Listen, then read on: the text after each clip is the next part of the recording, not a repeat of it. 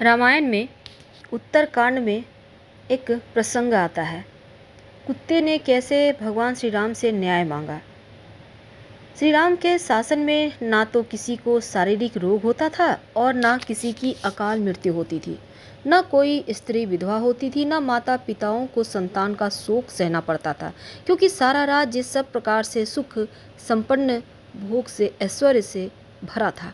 कोई भी व्यक्ति किसी भी प्रकार का विवाद लेकर अगर राज दरबार में उपस्थित ही नहीं होता था, लेकिन एक दिन एक कुत्ता राज द्वार पर आकर बार बार भौंकने लगा। अब उसे अभियोगी समझकर राज दरबार में उपस्थित किया गया। पूछने पर कुत्ते ने बताया कि प्रभु, आपके राज्य में सर्वार सिद्धि नामक एक भिक्षुक है। उसने आज अकारण मुझ पर प्रहार करके मेरा मस्तक फाड़ दिया है, इसलिए मैं न्याय चाहता हूँ। कुत्ते की बात सुनकर उस भिक्षुक ब्राह्मण को बुलवाया गया। ब्राह्मण के आने पर भगवान श्री रामचंद्र जी ने पूछा कि विप्रवर, आपने इस कुत्ते के सिर पर घातक प्रहार किया था?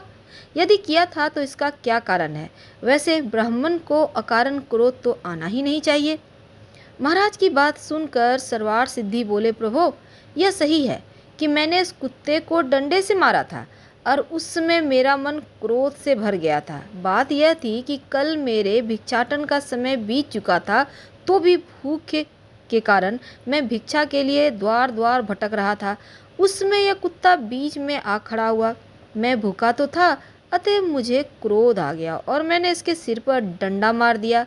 मैं अपराधी हूँ, मुझे दंड दीजिए और आपसे दंड पाकर मुझे नरक यातना नहीं भोगनी पड़ेगी। जब राजा रामचंद्र जी ने सभासदों से उसे दंड देने के विषय में परामर्श किया तो उन्होंने कहा कि राजन, ब्राह्मण दंड द्वारा अवध्य है, इसे शारीरिक दंड नहीं दिया जा सकता। यह इतना निर्धन है कि आर्थिक दंड का भार भी नहीं उठा सकता। अब यह सुनकर कुत्ते ने कहा, महाराज, यदि आपकी आज्ञा हो तो मैं इसके दंड के बारे में एक सुझाव दूं। मेरे विचार से इसे महंत बना दिया जाए। यदि आप इसे कालांजर के किसी मठ का मठाधीश बना दें तो यह दंड इसके लिए सबसे उचित होगा।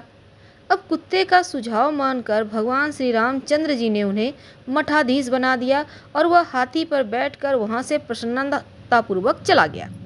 अब उसके जाने के पश्चात एक मंत्री ने कहा कि प्रभु, यह तो उसके लिए उपहार हुआ, दंड तो हुआ नहीं।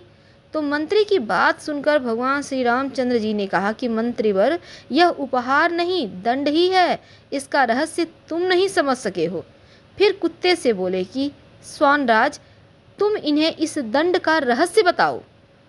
राघव की बात सुनकर कुत्ता कहता है, रघुनंदन, पिछले जन्म में मैं कालांजर के एक मठ का अधिपति था और वहाँ पर मैं हमेशा ही शुभ कर्म किया करता था।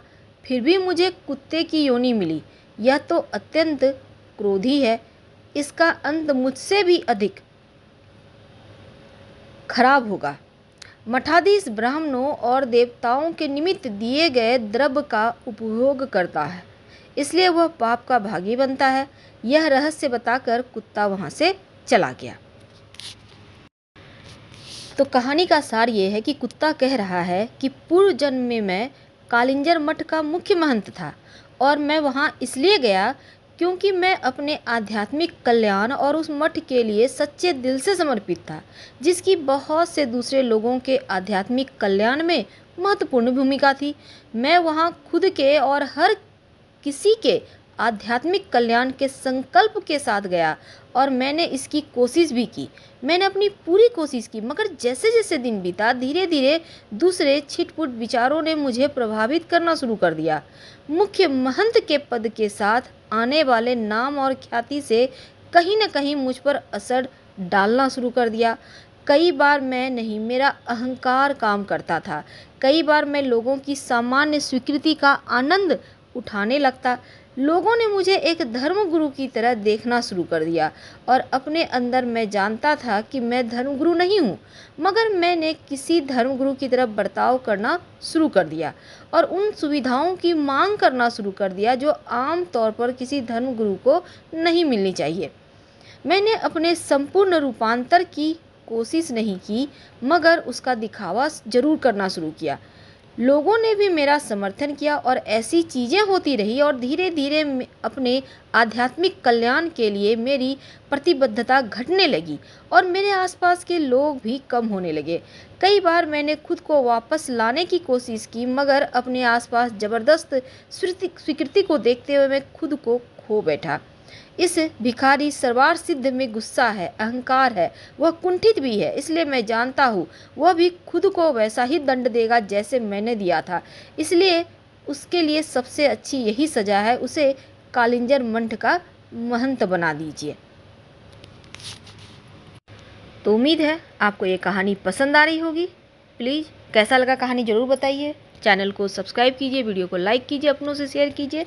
धन्यवाद।